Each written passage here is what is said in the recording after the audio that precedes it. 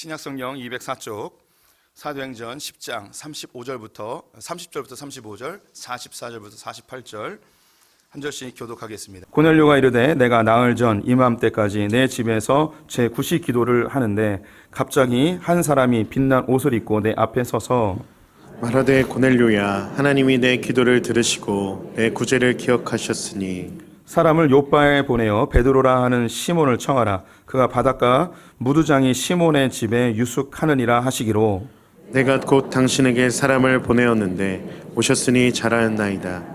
이제 우리는 주께서 당신에게 명하신 것을 듣고자 하여 다 하나님 앞에 있나이다. 베드로가 입을 열어 말하되 내가 참으로 하나님은 사람의 외모를 보지 아니하시고 각 나라 중 하나님을 경외하며 의를 행하는 사람은 다 받으시는 줄 깨달았도다. 44절입니다. 베드로가 이 말을 할 때에 성령이 말씀 듣는 모든 사람에게 내려오시니 베드로와 함께 온 할례 받은 신자들이 이방인들에게도 성령 부어 주심으로 말미암아 놀라니 이는 방언을 말하며 하나님 높임을 들음이로라. 이에 베드로가 이르되 이 사람들이 우리와 같이 성령을 받았으니 누가 능히 물로 세례 베풀물 금하리요 하고 함께 읽습니다. 명하여 예수 그리스도의 이름으로 세례를 베풀라 하니라. 그들이 베드로에게 며칠 더 머물기를 청하니라. 아멘. 오늘도 주님의 보좌 앞으로 나오신 성도님들에게 하나님의 은혜와 평강이 함께 하시기를 축원드립니다. 또 오늘날 함께 하신 성도님들 주님의 이름으로 축복합니다. 옆 사람에게 반갑게 인사하겠습니다. 하나님은 당신 편이십니다. 감사합니다. 예, 오늘은 고넬료의 회심에 대한 이야기를 함께 나눠보도록 하겠습니다. 오늘 본문에는 두 명의 사람이 메인으로 등장합니다. 고넬료와 베드로인데요. 이 두 사람을 중심으로 설교를 진행해 보도록 하겠습니다. 먼저 고넬료를 함께 살펴보겠습니다. 고넬료에 대한 정보는 우리가 읽지 않았지만 1절과 2절에 자세히 나와 있습니다. 1절, 2절을 함께 읽어보도록 하겠습니다. 가이사라에 고넬료라 하는 사람이 있으니 이달리아 부대라 하는 군대의 백부장이라. 그가 경건하여 온 집안과 더불어 하나님을 경외하며 백성을 많이 구제하고 하나님께 항상 기도하더니 예, 고넬료는 이탈리아 부대의 군대 백부장이었습니다. 백부장은 그 휘하에 100명의 군사가 있었다는 뜻이고요. 오늘날 군대 조직으로 이야기하면 중대장쯤 됩니다. 그런데 그가 포함되어 있던 군대 이름이 이탈리아 부대입니다. 우리 성도님들이 알고 있는 그 이탈리아 맞습니다. 이 가이사라라는 동네에는 5개의 로마 군대가 있었는데요. 그 중에 하나가 이탈리아 부대였습니다. 우리나라도 어떤 부대의 그 호칭을 만들죠. 오뚜기 부대, 백골 부대 이런 이름을 부릅니다. 그래서 이탈리아 부대라고 하였습니다. 이탈리아 부대라고 부른 이유는 뭐냐면 이 부대의 군인들은 이탈리아 본토, 로마 본토의 출신들이 이 부대를 이루었기 때문인 거죠. 로마는 거대한 제국이었습니다. 그래서 이방 땅들 정복지에서도 군인들이 많이 차출되었는데 특별히 이 부대는 이탈리아 본토, 로마 본토 출신들입니다. 대부분 다 시민권자들로 그 출신이 아주 엘리트 집단이라는 것을 그 이름에서부터 알 수가 있습니다. 이 고넬료가 포함되어 있던 이탈리아 부대는 어디 있었는가? 가이사랴에 있었다고 하는데요. 당시 그 이스라엘에서 전통적인 항구는 요빠라는 곳이었습니다. 우리 그 요나도 이 요빠에서 배를 타고 다시스로 가게 되는데요. 하지만 이 요빠는 어항으로 발달하였지 이제 군사적인 목적으로는 활용하기 조금 어려웠습니다. 그래서 헤롯 대왕이 12년에 걸쳐서 요빠보다 좀 위에 있는 가이사라라는 곳에 새로운 항구를 건설하게 됩니다. 이곳의 이름을 가이사라라고 지었는데요. 그 로마 황제 이름이 가이사잖아요. 그래서 가이사의 이름, 황제의 이름을 따서 황제에게 바친다는 의미로 이름을 그렇게 지었습니다. 이곳은 로마의 귀족들이 와서 머물 수 있는 휴양지도 되었고요. 또 군대가 머무를 수 있는 군사 요충지도 되었습니다. 또한 좋은 항만 시설을 만들어서 무역을 진행할 수 있는 그런 곳으로 복합적으로 만든 것이 바로 이 가이사라였습니다. 이렇게 로마의 군인으로서 좋은 신분으로 이스라엘에 와서 주둔하고 있던 이 고넬료가 어떤 이유에서인지 성경을 언급하고 있지 않지만 여호와 하나님을 믿게 되었습니다. 그래서 그에 대해 설명하기를 그는 경건한 자였다라고 이야기합니다. 본국을 떠나 타국에서 군인으로서 지금과 같이 도덕과 윤리가 요구되는 시대가 아니라 굉장히 육적인 것이 팽만하였던 그 로마 시대에 다른 군인들과는 다르게 그는 경건한 삶을 살고 있었던 것이죠. 방탕하거나 음란한 삶을 살지 아니하고 매우 경건한 삶을 살았습니다. 그 경건함의 그 동기가 하나님을 믿는 것에 있었는데요. 그는 하나님을 경외하는 자였습니다. 하나님을 두려워했다는 것이죠. 이것은 말씀을, 율법을 또한 알고 있었다는 의미이기도 합니다. 더불어 구약의 율법의 핵심이었던 하나님 사랑과 이웃 사랑을 실천하기 위하여 가난한 자들에게 구제하는 일에 힘쓰고 있었습니다. 또한 하루에 3번씩 항상 기도하기를 멈추지 않았던 그런 신실한 신앙인이 바로 이 고넬료였습니다. 우리로 이야기하면 일제시대 때 일본 순사가 동네에 있는 가난한 조선인들에게 먹을 것을 나눠주고 그가 받았던 배고픔을 좀 남겨뒀다가 어려운 사람들에게 흘려보내는 뭐 이런 사람이 있다면 정말 신기해했을 거라고 생각이 듭니다. 이 이스라엘 사람들 역시 고넬료는 자신들을 정복한 식민지 군인이었지만 저런 사람 참 정말 놀랍다, 정말 신기하다, 정말 신사적이고 정말 올바른 신앙인이다, 뭐 이렇게 평가를 분명히 했을 것 같습니다. 그 하루는 기도를 하고 있었습니다. 그 시간이 구시 기도라고 하였는데요. 이스라엘은 유대인들은 하루에 3번 기도하였습니다. 오전 9시와 12시, 3시. 구시 기도는 오늘날로 이야기하면 오후 3시 기도입니다. 기도를 하고 있을 때에 하나님께서 하나님의 사자를 보내셔서 이 고넬료에게 한 가지 명령을 합니다. 너는 사람을 보내서 저 요빠라는 곳에 가죽을 다루는 무두장이 시몬의 집에 가면 베드로라는 사람이 있는데 그 사람을 불러와서 그 사람에게 좀 이야기를 들어라 라고 명령을 하지요. 그래서 고넬료가 깜짝 놀라서 사람을 보내어 베드로를 청하게 됩니다. 그 천사가 했던 이야기 4절과 5절에 있는데요. 같이 한번 읽어볼까요? 고넬료가 주목하여 보고 두려워 이르되 주여 무슨 일이니까? 천사가 이르되 내 기도와 구제가 하나님 앞에 상달되어 기억하신 바가 되었으니 내가 지금 사람들을 요빠에 보내어 베드로라 하는 시몬을 청하라.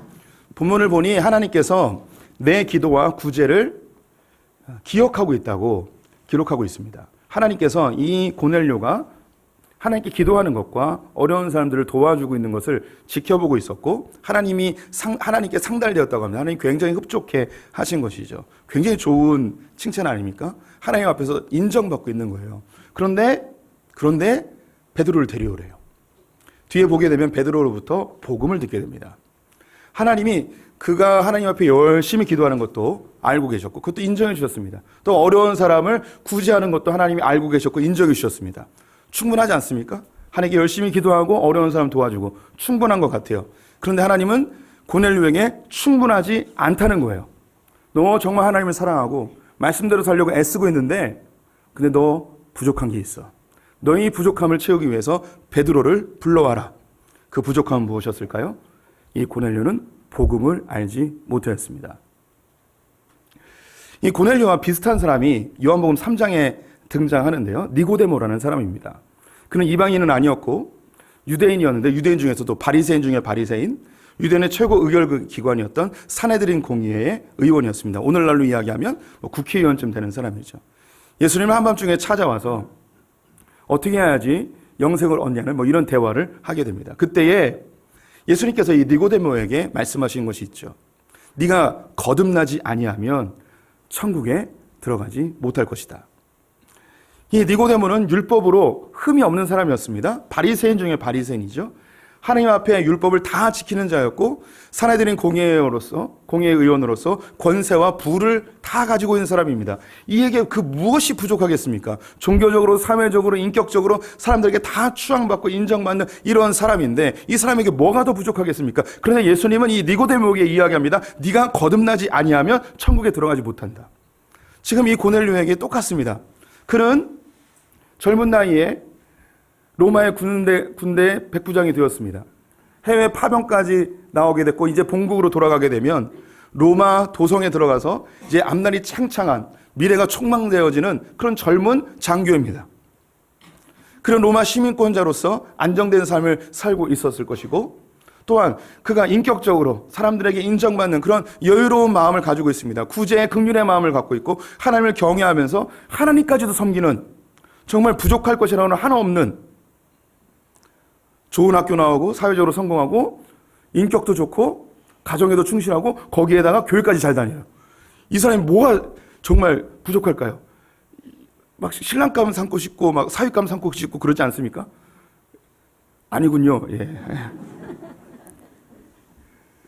이런 자매가 있으면 제가 이제 며느리 삼고 싶은 마음이 들 정도로 부족한 게 하나도 없어 보이는 고넬료입니다. 그런데 주님은 고넬료에게 이야기하죠. 가서 베드로를 데려와라. 베드로를 통해서 복음을 듣길 원하고 계십니다. 우리가 이 신앙생활을 하면서 크게 오해할 수 있는 것 중에 한 가지가 뭐냐면 내가 왜 교회를 다니는가? 교회를 통해서 내가 무엇을 얻는가? 어떤 변화가 있는가? 많은 경우 교회를 다니는 목적이 착해지기 위해서 다닌다는 사람이 있습니다. 도덕적으로 좀 훌륭해지고 종교적으로 조금 더 훌륭해지기 위해서 교회를 다니는 분들이 있을 수 있습니다. 그런데 성경은 우리에게 끊임없이 요구하는 것이 있는데 네가 교회를 다니는 이유는 도덕적으로 종교적으로 뛰어내지기 위해서가 아니라 복음을 듣게 하기 위해서다. 복음이 가장 중요한 것이라고 반복적으로 이야기를 하고 계십니다. 어쩌면 이 고넬료와 같은 분이 우리 소풍의 성도님들 중에 있을 수 있습니다. 사회적으로 인정받고요. 안정된 삶을 살고 있고요.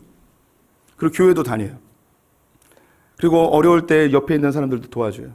이렇게 터키나 시리아 지진 났을 때 마음에 감동이 있어서 큰 몫으로 헌신할 수도 있습니다. 그런데 주님이 그 사람에게 그렇게 고넬료와 같이 뭐 하나 부족함이 없는 모든 사람과 하나님에게 인정받을 수 있는 신앙적으로 도덕적으로 인격적으로 모든 것이 다 갖추어져 있는 것 같은 이 분에게 주님께서는 반드시 찾아가서 한 가지의 이야기를 하십니다. 너 한 가지 부족해. 너 복음을 알아야 돼. 복음이 뭘까요? 니고데모에게는 거듭남이라고 이야기했습니다. 옛사람이 죽고 새로운 사람이 되어야 한다는 것이죠. 복음은 옛사람이 죽고 새로운 사람이 되는 것입니다. 이것을 그러면 어떻게 설명할 수 있을까? 우리 성도님들 요즘 전 세계적으로 가장 핫한 이슈가 있는데 그게 뭐냐면 챗 GPT라는 겁니다. 나이 드신 분들은 모르는 분들 계실 텐데 이 컴퓨터나 인터넷에 뭘 검색하면 검색 자료가 글로 쫙 나오잖아요. 그런데 챗 GPT 말하기도 어려운데 얘는 인공지능이어서요. 뭘 물어보면 자료가 나오는 게 아니라 그 모든 자료를 다 축약해서 제가 보기 좋게끔 이렇게 만들어서 줘요. 예. 그래서 참 놀랍다. 그래서 우리 교회 교육자들이 한번 실험을 해봤어요.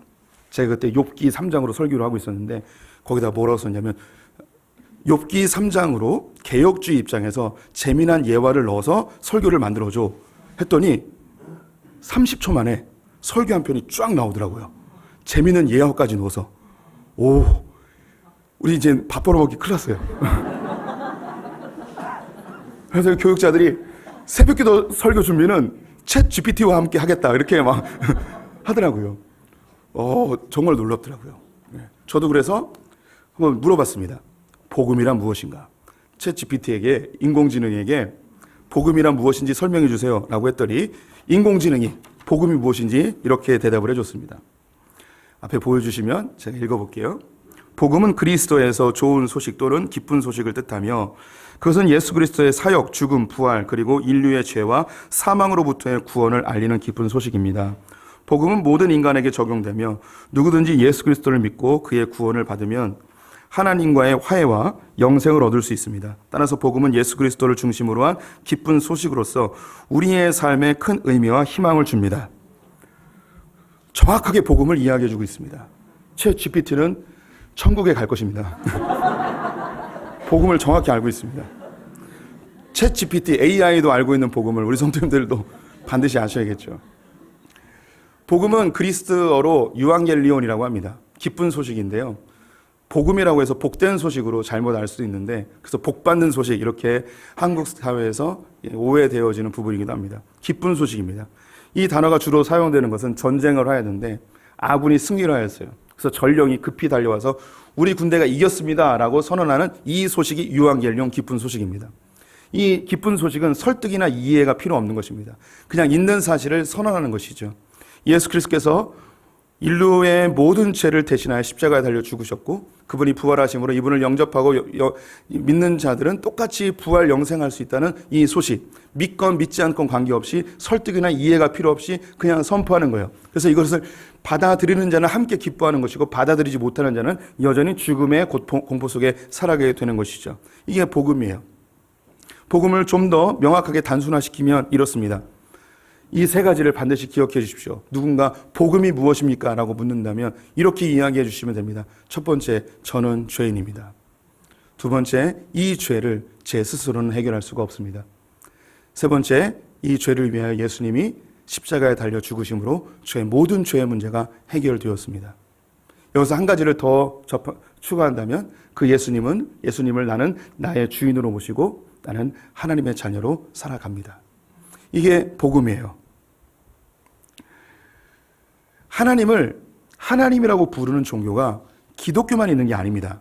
제가 이 이야기를 한 두세 번 우리 성도님들과 나눴던 것 같은데 유대교도 하나님을 하나님이라고 부르고요. 심지어 이슬람 사람들도 하나님을 부릅니다. 기독교인들도 하나님을 부르죠. 만약에 하나님을 불러서 구원을 받는다면 유대인들도 구원을 받고 이슬람 사람들도 구원을 받고 기독교인들도 구원을 받습니다.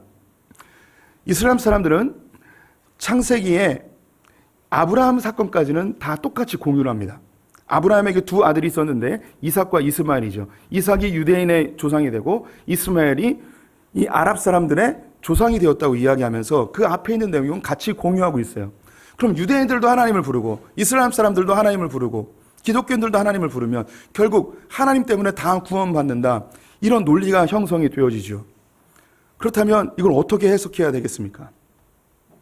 구약의 이스라엘 백성들이 하나님의 이름을 열심히 불렀습니다. 근데 놀랍게도 하나님께서는 이스라엘 백성들을 모른다 하십니다.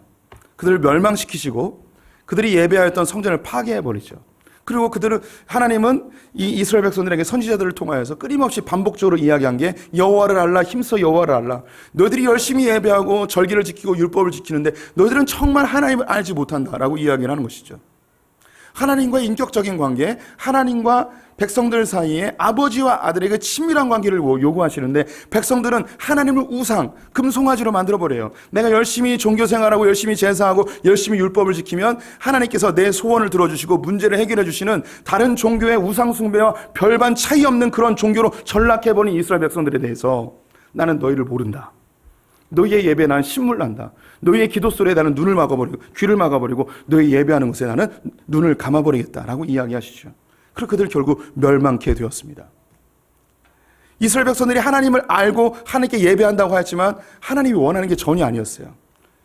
자기 안에 하나님을 형상화시켜서 이것이 하나님이다 이야기하며 이렇게 열심히 하면 나의 소원, 나의 문제 해결될 것이라고 생각을 하고 있었던 것이죠.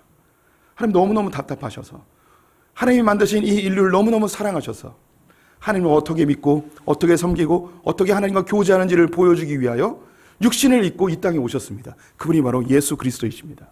그래서 예수님이 선언하시기를 나는 길이요 진리요 생명이니 나로 말미암지 않고는 그 누구도 아버지께로 갈 자가 없다고 이야기하십니다. 즉 예수 그리스도를 통하지 아니하면 하나님을 하나님으로 알 수가 없어요. 이 세상에 하나님의 이름을 부르고 있는 그 모든 사람들 하나님과 아무 관계없이 자기가 만들어 놓은 금송아지를 향하여서 우리의 하나님입니다 라고 이야기하는 것과 똑같은 거죠. 예수 그리스도를 통해서 하나님을 진짜 알고 하나님의 이름을 진짜 부를 수 있게 되는 것이죠. 그래서 복음이 필요합니다. 고넬료에게 왜 복음이 필요한가? 그는 열심히 기도하고 가난한 자들을 구제하고 하나님을 경외하고 성경을 읽고 있었지만 예수를 알지 못하니 그가 깨달은 하나님은 내가 만들어 놓은 금송아지 하나님이었던 것입니다. 이걸 보고 긍휼히 여기신 하나님께서 고넬료에게 베드로를 보내어 복음을 듣게 하시는 것이죠. 우리 성도님들이 예수를 믿는 것은 단지 종교적으로 도덕적으로 훌륭해지는 그런 개념이 아닙니다. 예수를 믿는다는 것은 우리의 삶 전체가 바뀌어지는 것입니다. 우리 성도님들이 교회를 잘 다니고 교회 봉사 열심히 하고 이걸로 충분하다. 아닙니다. 우리 성도님들이 반드시 아셔야 되는 게 있는데 그것이 바로 복음이라는 것입니다. 성경에는요 사람들을 세 부류로 나누는 성경 구절이 있는데 고린도전서에 나오는 이야기입니다. 이것을 그림으로 한번 표현해 보았습니다. 이것은 CCC의 이제 교재에 나와 있는 건데요. 첫 번째 그림은 비그리스도인입니다. 하나님이 예수 그리스도가 자기 마음 밖에 있는 사람이죠. 이 사람의 중심에는 내가 있습니다. 그래서 내가 원하는 대로 내 중심적으로 판단하고 계획하고 인생을 자기가 직접 자기의 힘으로 이끌어 가려고 합니다. 이 사람에게 나타나는 현상은 점들이 있는데 크고 작은 근심과 걱정과 염려와 두려움들이 있습니다. 삶의 질서가 없어지고 늘 두려움과 염려 속에서 하루하루를 살아갑니다.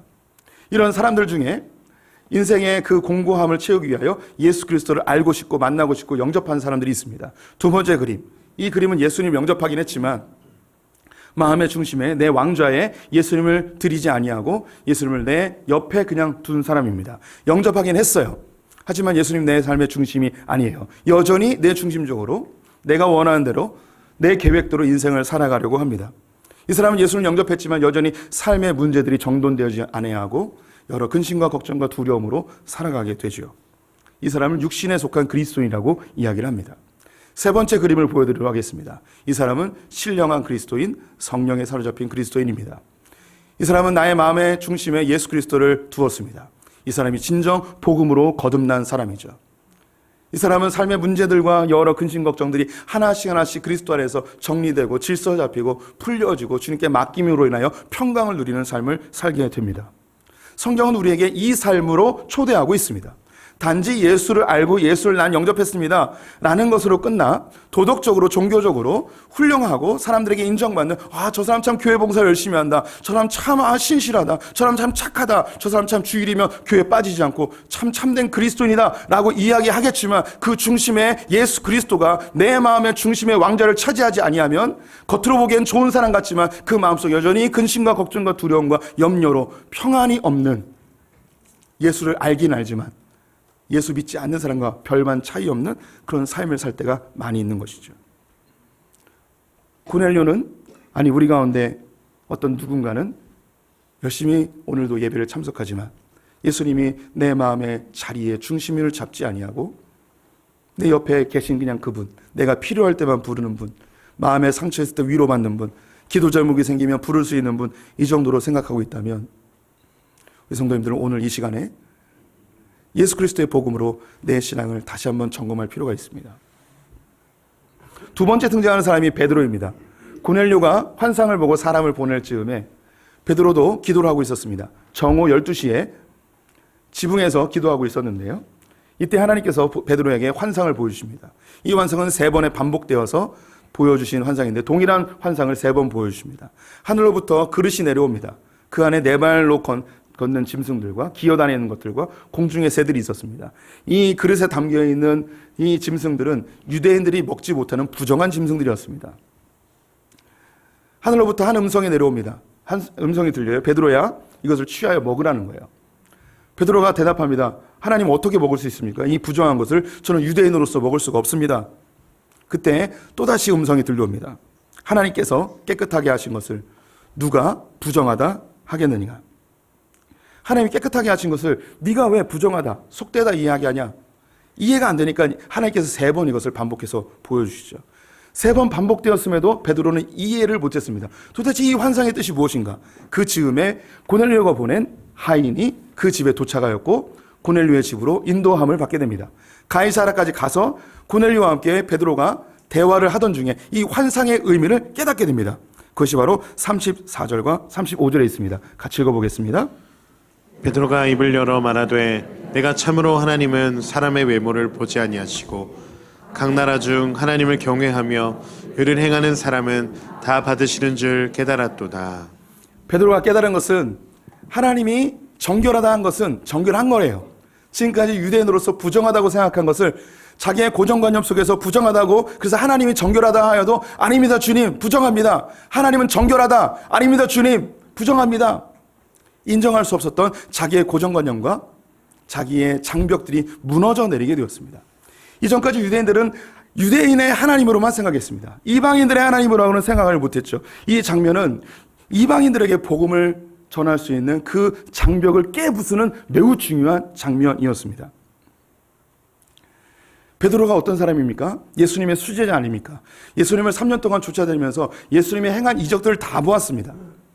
예수님이 가르쳐 주신 그 말씀들을 다 보았고 다 들었습니다. 심지어 오순절 다락방에서 성령 체험을 하며 방언을 했던 사람이고 예루살렘 교회를 세운 사람입니다. 핍박 속에서도 많은 사람들이 흩어졌지만 베드로만큼은 예루살렘을 지키며 복음을 증거하는 사람이 바로 이 베드로였습니다. 그런데 이 베드로가 이렇게 훌륭했던 예수님의 수제자이고 복음으로 정말 충만하였던, 성령으로 충만하였던 이 베드로가 넘지 못했던 장벽이 있었는데 인종의 장벽, 고정관념을 넘지 못하고 있었던 것이죠. 베드로에게 저 이방인들은 지옥에 던져질 불쏘시개 정도로 생각했습니다. 저 이방인들에게 어떻게 이 고귀한 복음을 전할 수 있는가? 어떻게 저 이방인들이 하나님을 믿을 수 있는가? 어떻게 저 이방인들이 하나님의 자녀가 될 수 있는가? 이 고정관념을 깨부술 수가 없었어요. 하나님께서 환상을 통하여 고넬료를 만남으로 깨부셔 주신 것이죠. 또 우리가 신앙생활 하면서 큰 오해 중에 한 가지가 뭐냐면 이 복음이 예수를 아직 안 믿는 사람, 전도의 대상자들이 복음을 들어야 된다고 생각하는 분들이 의외로 많이 있습니다. 우리 성도님들 신약 성경이 27권으로 되어 있는데 이 신약 성경이 초신자들이나 비신자들에게 한 권도 전달되지 않았습니다.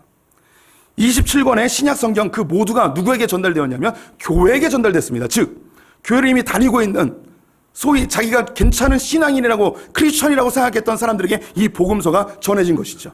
서신서들이 다 이미 예수를 믿은 사람들에게 전달된 거예요. 복음은요, 챗 GPT도 알고 있어요.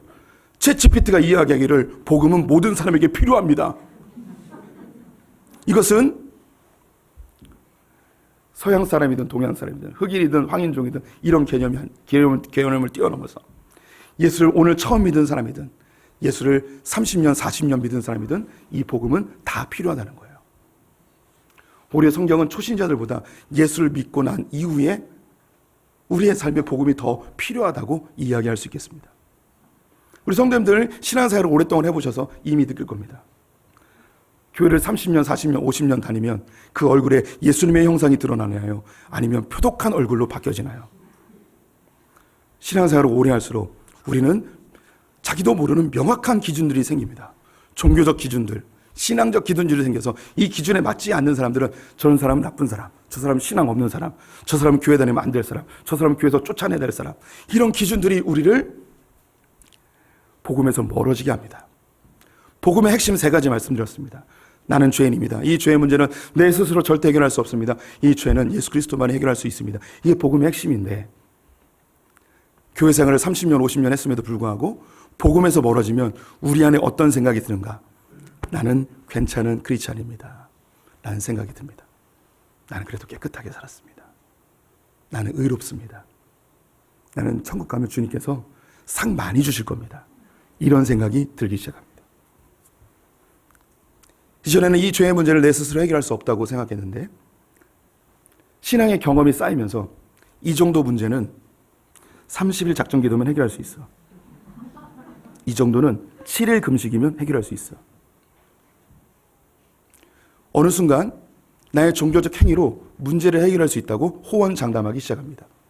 내가 경험한 것을 가지고 다른 사람에게도 강요합니다. 집사님, 30일 작정 기도 해결됩니다. 권사님, 3일 금식하세요. 이 정도면 3일이면 됩니다. 어느 순간부터 내 안에 예수 그리스도의 긍휼의 은혜가 아니라 나의 종교적 행위의 기반으로 하나님을 조정하려 하는 모습으로 바뀌어지기 시작합니다. 오직 예수 그리스도만이 나의 죄의 문제를 해결할 수 있다고 생각하는데 하나님께 따져 묻습니다. 주님, 내가 신앙생활한 게 몇 년인데요? 내가 교회 봉사를 얼마 동안 했는데요? 내가 하나님께 얼마나 헌신했는데요?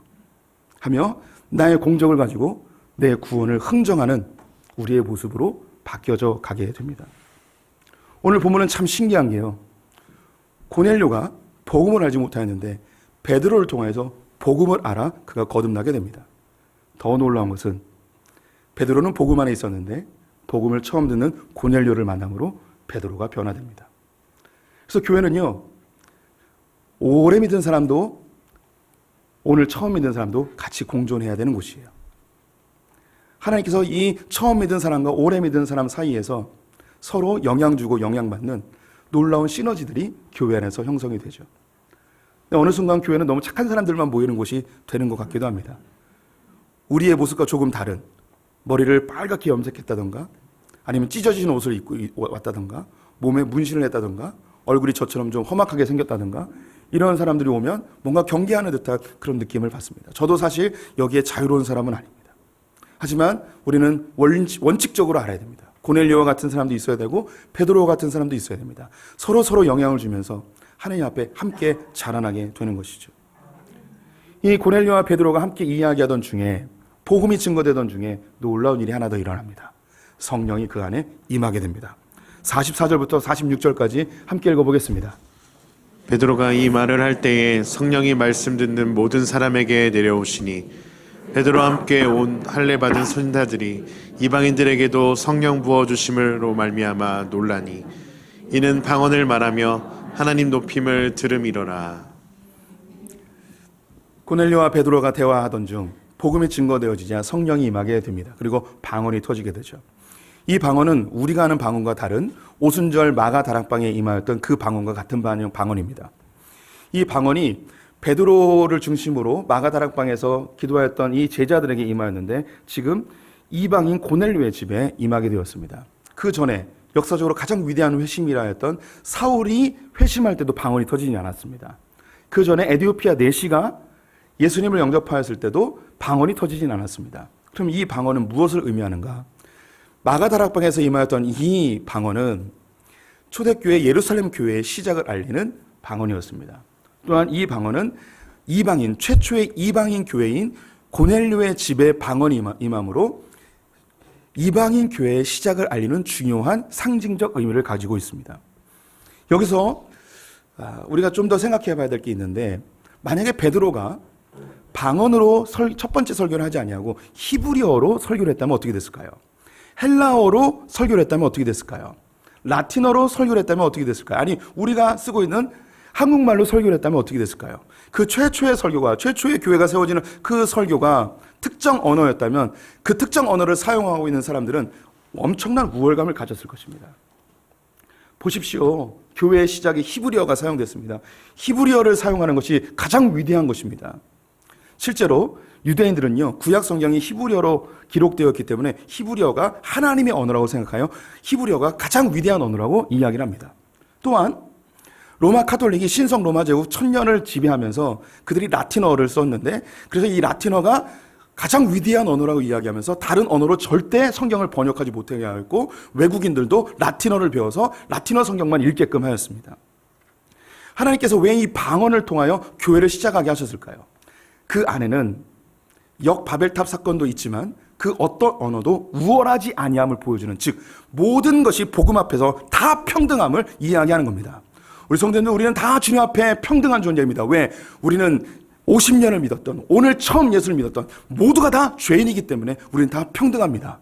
더불어 이 예수 그리스도의 십자가의 복음으로 오늘 예수를 믿었던, 50년 예수를 믿었던 이 모든 사람이 다 하나님의 자녀이기 때문에 평등한 것이죠. 히브리어를 쓴다고 더 우월하거나 한국말을 써서 더 열등한 게 아닙니다. 헬라어를 써서 더 우월하거나 저 아프리카 원주민의 언어를 쓰기 때문에 비천한 게 아니죠. 서양에 있는 신문물 속에 살고 있다 해서 우월하거나 저 동남아시아에 정말 어려운 삶을 살고 있다고 해서 비천한 것이 아니에요. 복음 앞에서 모두가 다 평등합니다. 우리 성도님들 안에 이 복음으로 내가 조금 더 우월하다는, 내가 좀 괜찮은 사람이라는, 내가 좀 더 월등하다는, 내가 오랫동안 신앙생활했고 성경을 좀 안다고 해서 교만해지라는 이 마음을 복음으로 늘 다스리셔야 됩니다. 반대로 여전히 죄 가운데 허덕이는 분들이 있다면 이 복음으로 회복되셔야 됩니다. 이 죄의 문제는 예수님이 십자가에 다 해결하셨고 나는 하나님의 자녀이고,